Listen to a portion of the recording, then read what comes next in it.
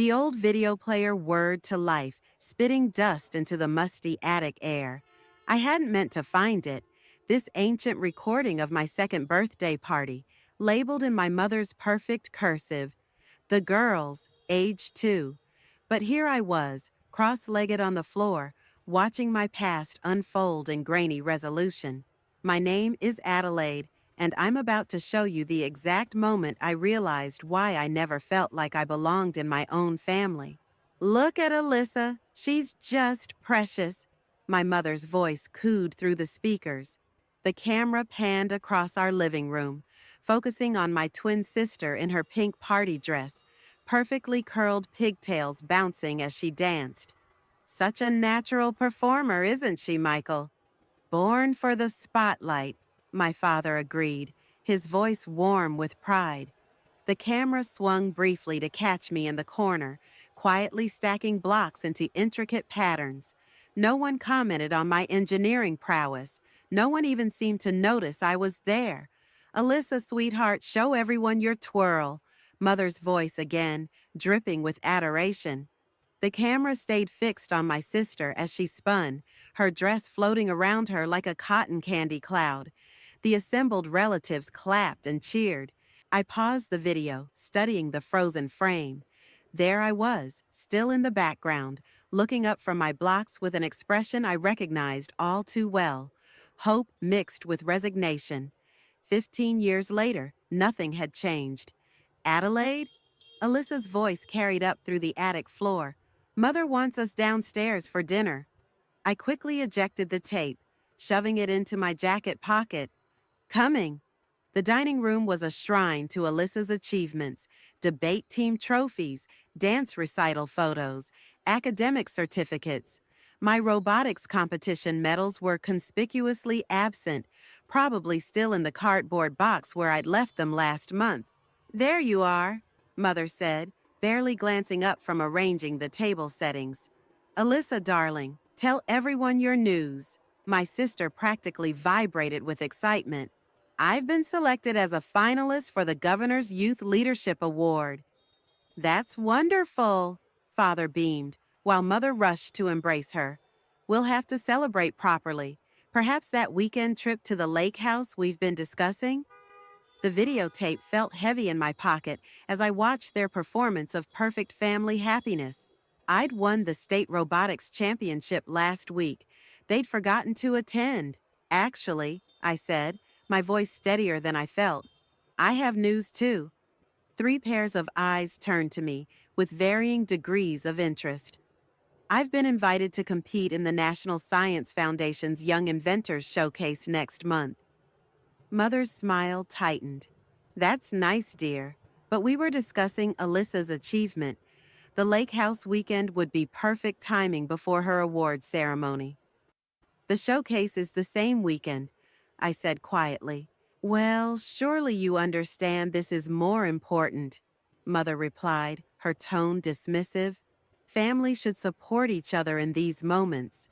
I felt something snap inside me, not violently, but with the quiet finality of a bridge cable giving way after years of strain. The video in my pocket wasn't just a relic anymore. It was evidence. You're right, I said, standing up. Family should support each other, all of the family. I walked out of the dining room, ignoring their calls to return. In my bedroom, I pulled out my laptop and typed Grace and Henry Carter into the search bar. My mother's parents, who I'd never met, but whose names I'd found scrawled on the back of an old photograph hidden in that same dusty attic. The first result was a recent article about their charitable foundation. They lived less than 2 hours away. Sometimes revenge isn't about destruction. Sometimes it's about reconstruction, building something new from the ruins of what was broken. I had a feeling my grandparents might understand that better than anyone. Behind me, the dinner party continued, my absence barely noticed. But for the first time in 17 years, I didn't care. I had found my catalyst, and nothing would ever be the same. The robotics lab hummed with the sound of servos and excited chatter. My team had just qualified for the national championships, but I couldn't shake the weight of the email sitting in my inbox. My grandparents, the ones I'd never met, had responded to my carefully crafted message. Adelaide, check this calibration. Marcus, my project partner, called out. Something's off with the response time. I forced myself to focus on the robot's articulated arm, but my phone felt like it was burning a hole in my pocket.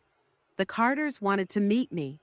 This Sunday, they'd attached a photo of themselves at some charity gala, and the resemblance to my mother was unmistakable, except for the warmth in their eyes. Earth to Adelaide. Marcus waved his hand in front of my face. You okay? You've been spacing out all morning. Before I could answer, a familiar voice cut through the lab. There's my brilliant sister. Alyssa stood in the doorway, her smile too wide, too perfect. Several heads turned. She had that effect on people. But I knew better. That smile meant trouble. What are you doing here? I asked, setting down my tools. Can't I support my twins' achievements? She glanced around the lab, her nose wrinkling slightly at the smell of solder and machine oil. Mother and father are hosting a dinner party tonight. Important clients.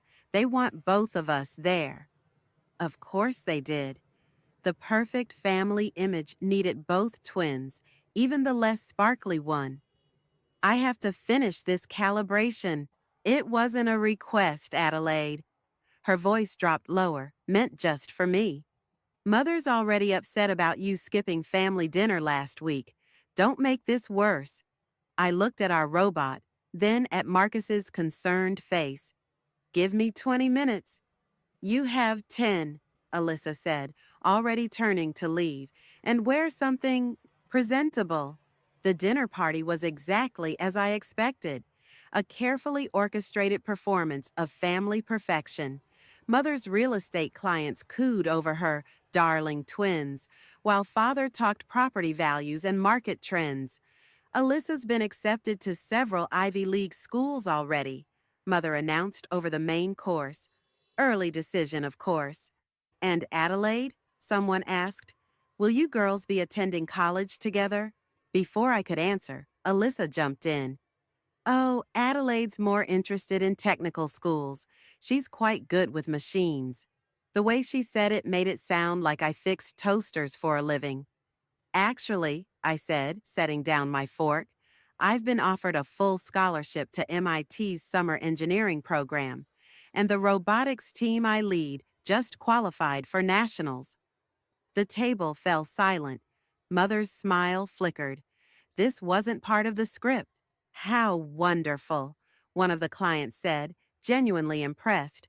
Two such accomplished daughters. Yes, father said quickly, though we're hoping Adelaide will consider more traditional options. The family business needs a steady hand for the future and Alyssa's leadership skills. My robot can perform microsurgery, I interrupted. I designed the control interface myself. Alyssa's water glass hit the table too hard, splashing onto the pristine tablecloth. Nobody wants a robot operating on them, Adelaide. People trust people. The medical community disagrees. In fact, girls, Mother's voice carried a warning edge. Perhaps we should discuss college plans another time. Later, as the guests were leaving, Alyssa cornered me in the kitchen. What was that about? What was what about? You know exactly what. You're trying to overshadow me. I laughed, the sound harsh even to my own ears. That's rich coming from you. I've spent 17 years in your shadow. Oh, please, you've always had your little projects, but now you're deliberately trying to steal my moment. The Leadership Award, college acceptance. Your moment? When has it ever not been your moment? You're just jealous because what? I stepped closer, feeling 17 years of suppressed anger bubbling up. Because mother and father actually see you? Because they've never once forgotten to attend your events?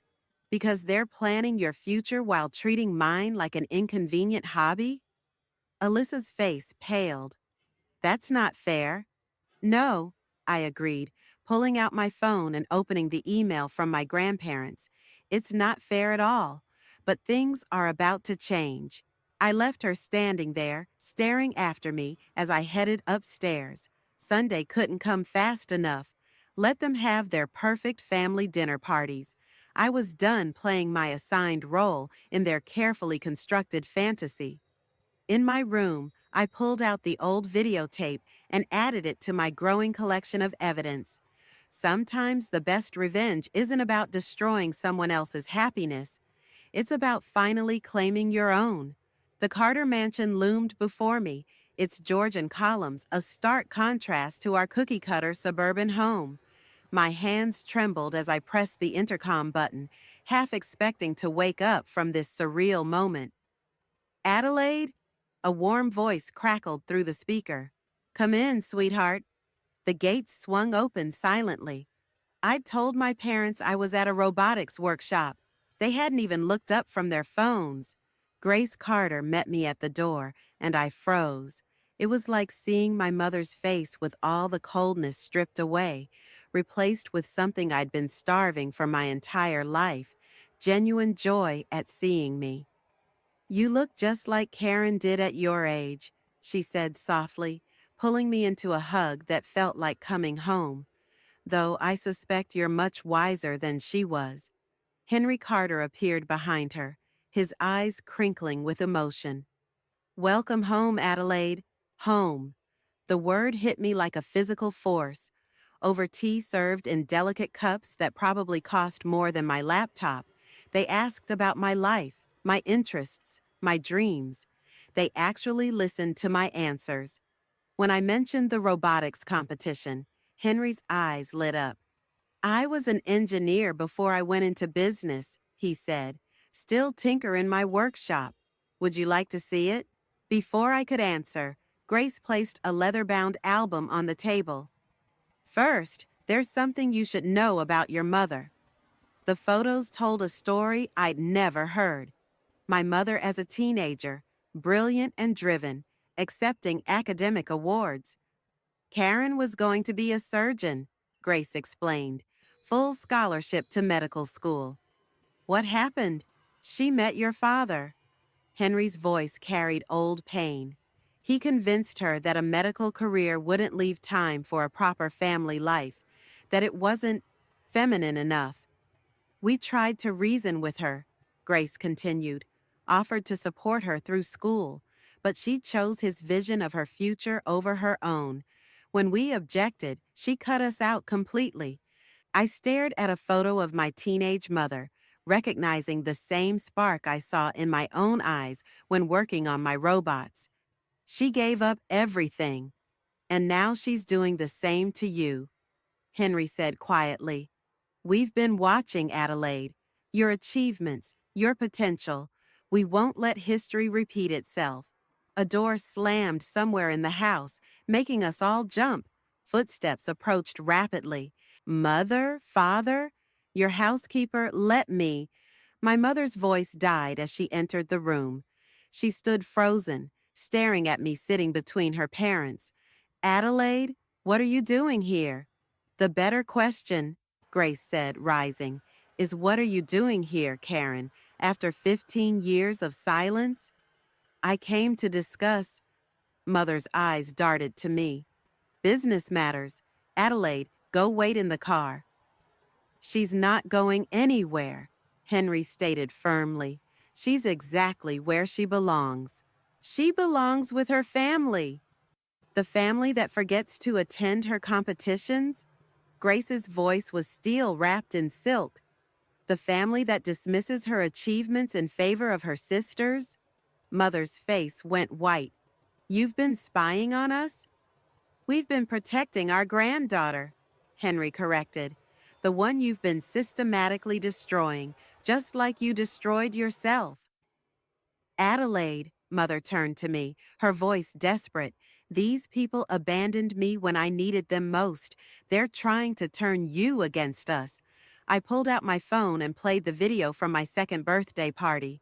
Mother's dismissive voice filled the room. No, Michael, focus on Alyssa. Adelaide's just playing with blocks again. You've been doing this her entire life, Karen, Grace said softly, and we won't stand by and watch anymore. We're offering Adelaide what we once offered you, Henry added, a chance to be herself, to pursue her dreams without compromise. Mother's laugh was brittle. And I suppose this has nothing to do with your fortune? Nothing to do with finding a new heir since I disappointed you? Actually, I stood up, my voice steady despite my racing heart. It has everything to do with finding family who sees me, really sees me. Adelaide, I'm staying for dinner, I cut her off, and I'll be coming back, often. You can't stop me. The look on her face, rage mixed with fear and something like recognition, told me everything. She saw herself in me now, but it was too late. I wasn't going to let anyone clip my wings, not anymore. The acceptance letter from MIT's summer engineering program lay crumpled in Mother's perfectly manicured hands. I hadn't meant for her to find it. It had fallen from my bag during another tense family dinner. Now the silence in Father's study felt like a physical weight. Full scholarship, Mother said flatly. When were you planning to tell us? When you bothered to ask about my future. The words slipped out before I could stop them. Father leaned forward in his leather chair. Adelaide, be reasonable. The summer is already planned. Alyssa's internship at the governor's office. The family vacation. The vacation I'm not invited to? I watched their faces carefully. Yes, Alyssa told me about the family bonding trip to Europe. Mother's lips tightened. Your sister needs our support right now. Her future. And what about my future? A knock at the study door made us all turn. Alyssa stood there, her expression unreadable. I found something interesting in Adelaide's room. My stomach dropped as she held up the old videotape. Behind her, I could see my bedroom door standing open. She'd been snooping. What were you doing in my... More importantly, Alyssa cut me off. I found these. She pulled out printed emails between me and the Carters. Been busy making new family connections, sister dear? Father stood abruptly. The Carters? Karen, isn't that... My parents, Mother's voice was ice, who have no right to contact my daughter. They have every right, I shot back. They're the only ones who actually care about what I want. They're manipulating you, Mother snapped, using you to get back at me, just like they tried to control my life. By offering to support your dreams? The words hit their mark. Mother flinched. Henry told me about medical school, about how you gave it all up because Father convinced you it wasn't feminine enough. Father's face darkened. That's enough. No, it's not. I grabbed the acceptance letter from Mother's hands. You're trying to do the same thing to me. Well, I won't let you. I'm going to MIT this summer. You most certainly are not, Father declared. This family needs to present a united front. Your sister's political connections could be damaged if people find out about the black sheep twin. I laughed bitterly. Don't worry, I won't embarrass you by existing in public anymore. Adelaide, Alyssa stepped forward, her voice suddenly gentle. We're trying to help you. These people, they're strangers. We're your family. Are we? I pulled out my phone, queued up another video I'd found in the attic. Let's talk about family. The screen showed a 10-year-old Alyssa at her dance recital. In the background, a younger me was receiving a science fair award. Mother and Father stood with Alyssa, completely ignoring my moment. I have dozens of these, I said quietly. Years of evidence showing exactly what kind of family we are. You've been collecting evidence? Mother's voice shook. Against your own family? No, Mother. I've been collecting proof that I exist. The room fell silent. Even Alyssa seemed stunned. The Carters want to fund my education, I continued. All of it. MIT, graduate school, whatever I choose. No strings attached except one, that I follow my own dreams, not someone else's. And in exchange, they get their revenge on me. Mother's laugh was bitter. Using my own daughter as a weapon. Not everything is about you. I moved toward the door. But if you want to talk about weapons, ask yourself who taught me how to use them. I learned from the best, after all. If you walk out that door, Father started, you'll what? Notice I'm gone? I turned back one last time. The funny thing about being invisible is that no one sees you coming or going. I left them standing there, my sister's face showing the first real emotion I'd seen from her in years. Fear. Not of me, but of what I represented, the possibility of breaking free. In my room, I pulled out the packed bag I'd hidden under my bed weeks ago. The Carters had already offered me a place to stay if things went south. They understood about escape plans, about the price of freedom. Sometimes the best revenge isn't about destroying your enemies. Sometimes it's about becoming everything they tried to prevent you from being. And I was just getting started. The suitcases lined our foyer like soldiers preparing for battle. Mother supervised the loading of the car while Father checked their passports one last time. 3 weeks in Europe, the perfect family vacation. Minus one family member, of course. Adelaide, Alyssa called from the stairs, dragging her designer luggage. Could you help with these? I didn't move from my spot at the kitchen counter, where I was updating the code for our robotics project. The national competition was in 2 weeks. Not that anyone had asked. Adelaide, Mother's sharp voice cut through my concentration. Help your sister. I'm busy. I didn't look up. Besides, I wouldn't want to intrude on your family time. The typing stopped. Mother's heels clicked across the floor. This attitude needs to stop. We've discussed this. Someone needs to stay and watch the house. Watch the house? I finally looked up. That's your excuse? We both know you hired a house sitter. I saw the contract on Father's desk. Mother's face tightened. Your sister needs our support right now. These connections in Europe could secure her future. Right, because my future doesn't matter. That's not. My phone buzzed. A message from Grace. Everything's ready whenever you need it. Mother's eyes narrowed at the screen. Still conspiring with them? They're called grandparents, and they've offered to fund my entire education. They're trying to buy you, she spat, just like they tried to buy me. No, Mother. They tried to save you, just like they're saving me. The sound of breaking glass made us both jump. Alyssa stood in the doorway, a shattered water glass at her feet, but it was her face that caught my attention. She looked scared. What do you mean, saving you? She asked. I pulled out an envelope from my bag. The Carters aren't just funding my MIT program. They're offering me a place to live, full independence. You're leaving? Alyssa's voice cracked. For the first time in years, I saw my sister instead of my rival. Adelaide, Father appeared behind her. This has gone far enough. You're 17. You can't just... Actually, I can. I stood up. I've already filed for emancipation.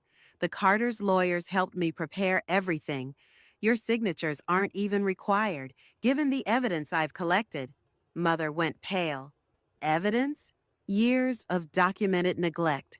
Financial records showing the disparity in spending between Alyssa and me. Witness statements from teachers about missed conferences, competitions, awards ceremonies.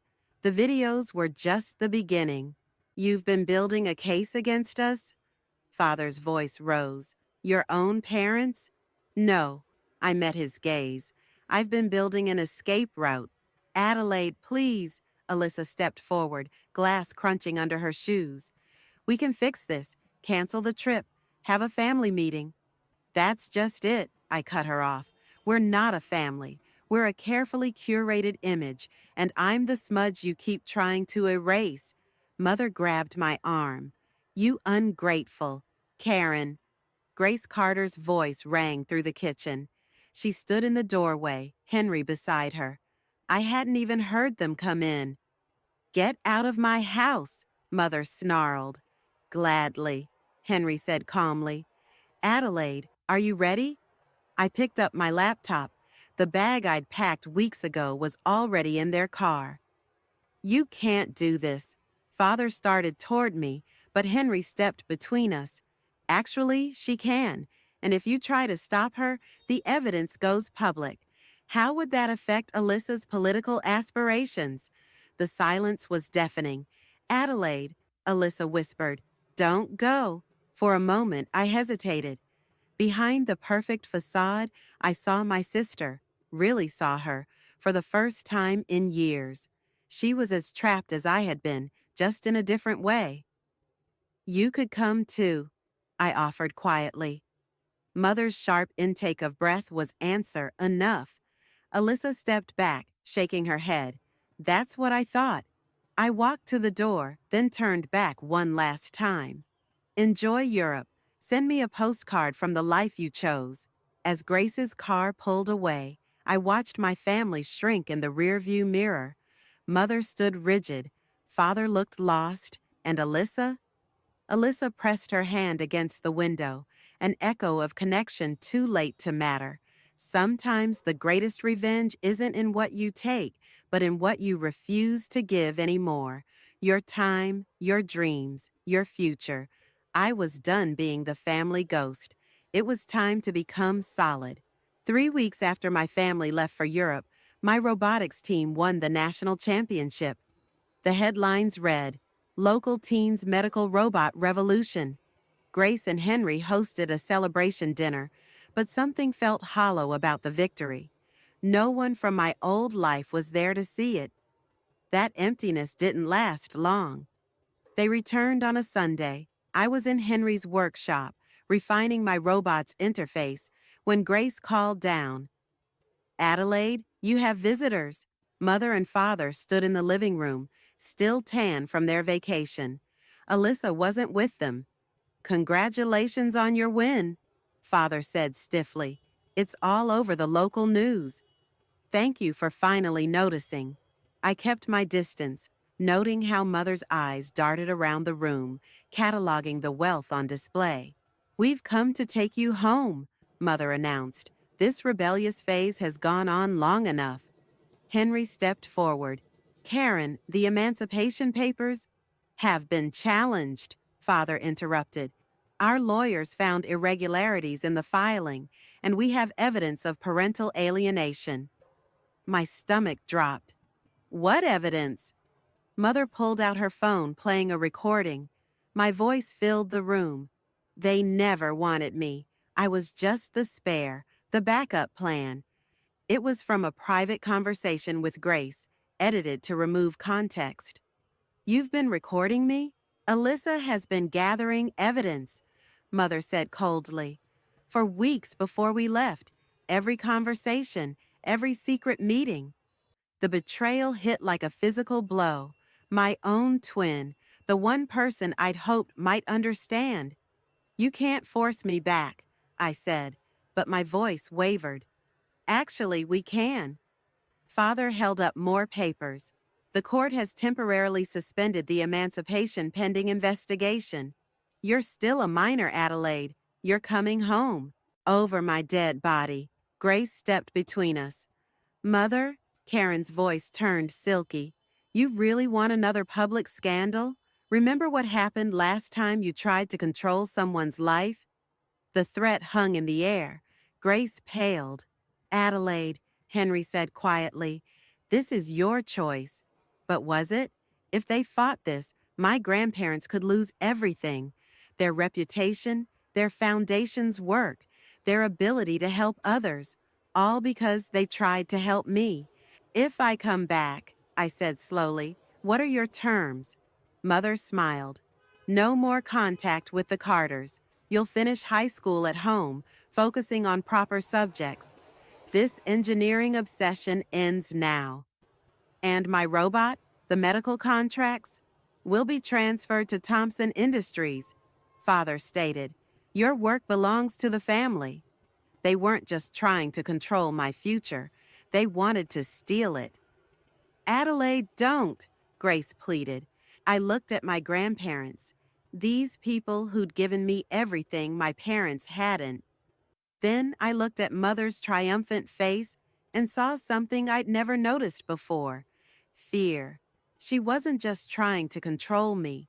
She was terrified of what I represented: freedom, choice, the path she'd abandoned.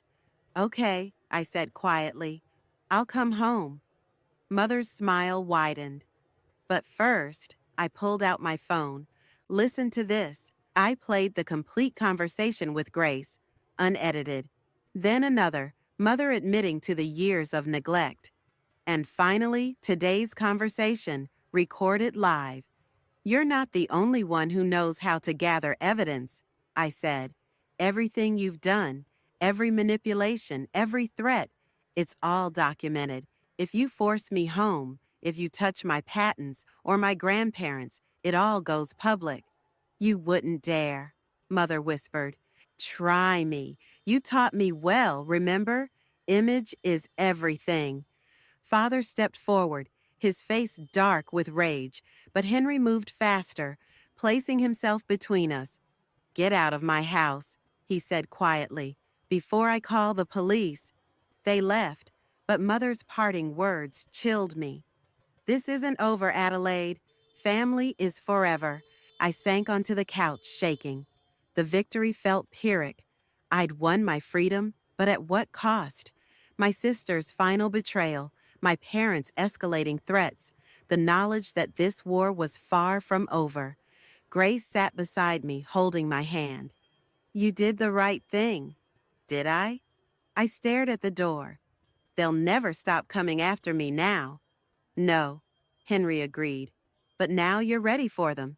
I thought about my robot, designed to help people heal. Somewhere along the way, my quest for revenge had transformed into something else, a fight not just for my freedom, but for my right to create, to help, to exist on my own terms. Mother was right about one thing. This wasn't over, but she'd forgotten an important lesson. Sometimes the most dangerous opponent is the one you taught to be invisible. The press conference room buzzed with anticipation. My medical robotics breakthrough had attracted international attention, and Thomson Industries, my father's hastily rebranded accounting firm, was trying to claim credit. I sat in the back, watching Father approach the podium. Mother and Alyssa flanked him, the perfect corporate family. The sight of them made my hands shake, but I steadied them on my laptop. Thomson Industries is proud to announce a revolutionary advancement in medical robotics, Father began. Our development team. Interesting. I stood up, my voice carrying through the room. I'd love to meet this development team. The reporters turned. Camera flashes exploded as they recognized me from the national championship coverage. Adelaide, Mother's smile was brittle. How lovely of you to join us. I wouldn't miss it. I walked forward, laptop in hand, especially since you're about to commit patent fraud.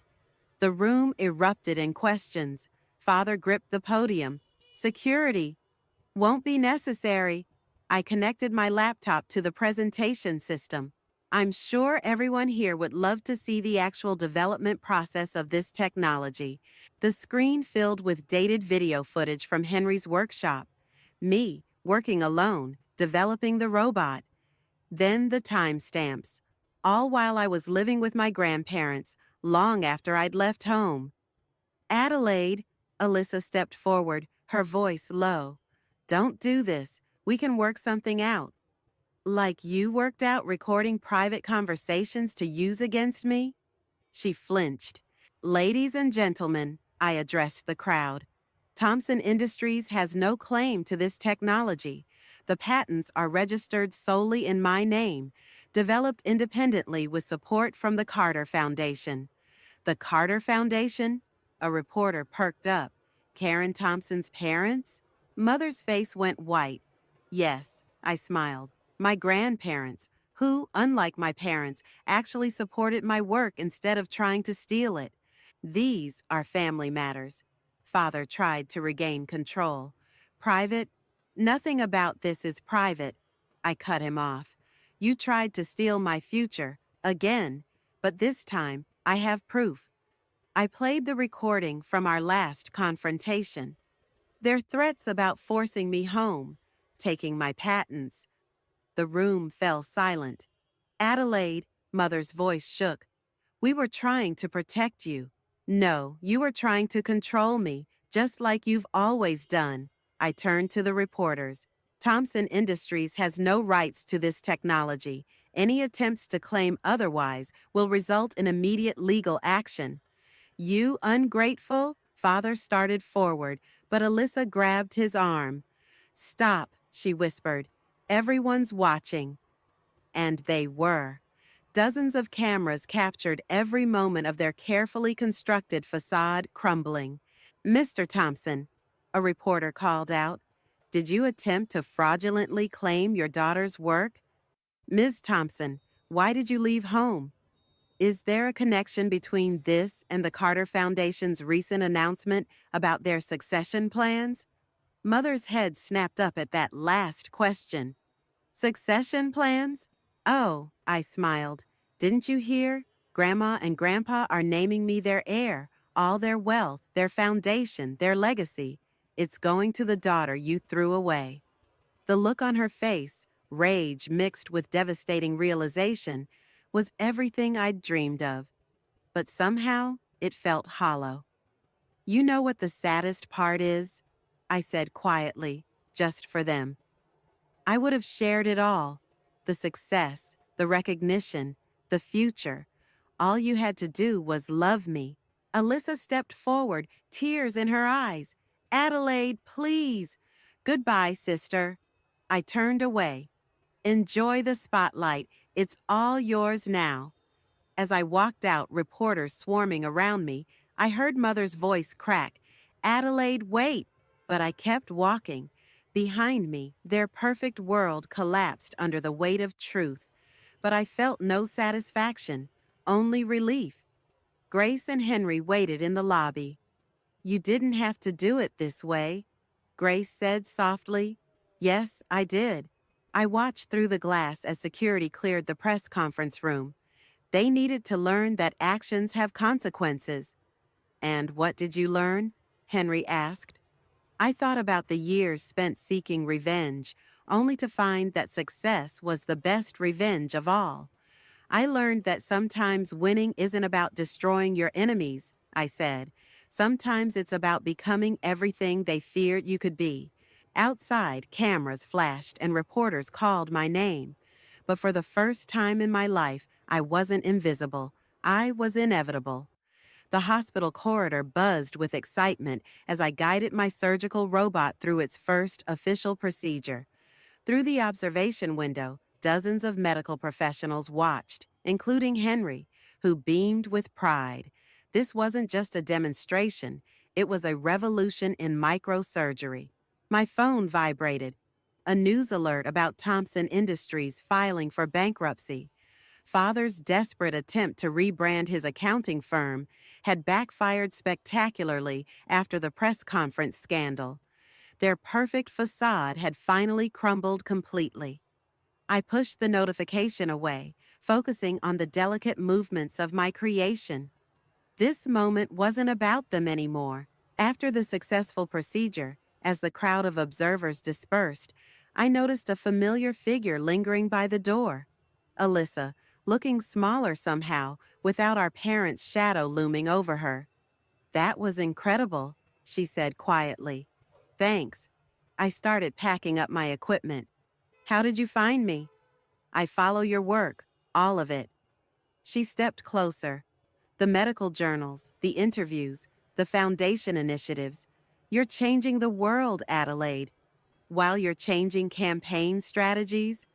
The words came out sharper than intended. Actually, she smiled sadly, I dropped out of the political internship, started taking engineering classes instead. That made me look up. You hate engineering. No, I hate what I thought I had to be. She pulled something from her bag, an old photograph of us as children, building with blocks together. Remember this? Before they started pushing us into different boxes? I did remember. before the roles were assigned, before the competition began. Mother and father are selling the house, she continued, moving somewhere smaller. They wanted me to ask. She hesitated. They want to know if you'll meet with them. Why? So they can try to control me again? No, I think they finally understand what they lost. She placed the photo on my workstation. What we all lost. I studied my sister's face, really looked at her for the first time in years. The perfect mask was gone, replaced by something raw and real. I'm not coming back, I said firmly. I know, but maybe. She took a deep breath. Maybe I could come forward, learn from you, not as competition or replacement, just as sisters. Before I could answer, Henry appeared in the doorway. Adelaide, the Carter Foundation board is waiting. Coming, I gathered my things, then turned back to Alyssa. You know it won't be easy. Breaking free of their expectations never is. I learned that from watching you. She smiled tentatively. You showed me it was possible. I thought about revenge, about justice, about all the ways I'd wanted to make them feel as invisible as they'd made me feel. But standing here, surrounded by the life I'd built, those desires felt distant. Sunday dinners, I said finally, at the Carters. Come alone. We'll start there. Her eyes lit up with hope, the same look I'd seen in the mirror when Grace and Henry first opened their door to me. Later, in Henry's workshop, I found Grace looking through old family albums. Everything all right? She asked, noting my thoughtful expression. I think. I picked up a screwdriver, turning it over in my hands. I think I finally understand why you never gave up on Mother, even after she pushed you away. Grace smiled softly. Sometimes love means keeping the door open, even when someone slams it shut, but not letting them walk all over you when they decide to walk through it. Exactly. She closed the album.